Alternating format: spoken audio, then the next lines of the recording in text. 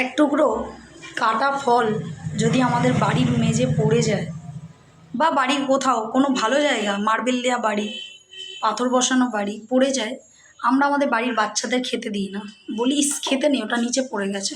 কিন্তু ওই ফলের টুকরোটাই যদি কোনো মন্দিরের চাতালে পড়ে বা মন্দিরে পড়ে যায় নিচে, সেই ফলটা আমরা তুলে মুছে নমস্কার করে খেয়ে নিই। একই ফল কিন্তু বন্ধুরা, তাই নয় কি? তাহলে এটা কি, মন্দিরটা মন্দির আর বাড়িটা বাড়ি, জায়গার ভ্যালুটাই হচ্ছে আসল। মন্দিরটা মন্দির বলে, আমরা ঠাকুরের স্থান বলে আমরা ফলটা খেয়ে নিলাম, কিন্তু বাড়িতে হলে সেই ফল আমরা কোনো মতেই খাই না, যতই পরিষ্কার জায়গা হোক। তেমনই মানুষ যদি তোমাকে খুব দেখবে বাবু বলছে, আদর আবদার করছে, খুব আপ্যায়ন করছে, তোমার খুশি হওয়ার কোনো কারণ নেই। তুমি ভেবো না যে তুমি এমন কিছু হয়ে গেছো যে তোমাকে খুব আদর আপ্যায়ন করছে।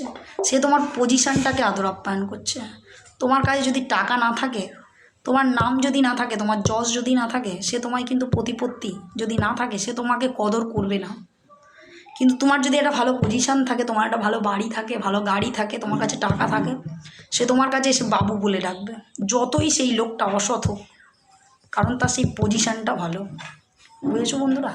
তো তার কারণেই বলছি, মানুষের পজিশান দেখে তাকে বিচার করে। মানুষ কতটা সৎ, মানুষের মনটা কতটা ভালো, সেটার বিচার করে না। আজকালকার যুগে গরিবদের কোনো দাম নেই, বুঝতে পেরেছো বন্ধুরা? তো তার কারণেই বললাম যে মানুষের জায়গা বা পজিশান অনুযায়ী তাকে বিচার করে। যদি আমার সাথে একমত না হও, তাহলে কমেন্টে অবশ্যই জানিও বন্ধুরা। Tata, love you.